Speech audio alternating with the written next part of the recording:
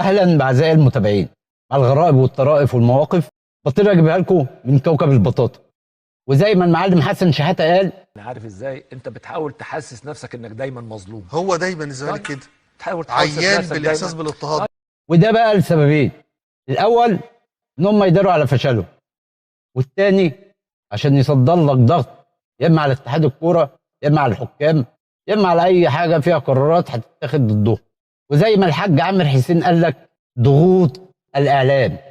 تقصد ضغوط جماهيريه واعلام طبعا. واللي بيعملوها كويس جدا هو واعلامهم، تلاقيه دايما يصدر لك مشهد المظلوميه، دايما هو مظلوم.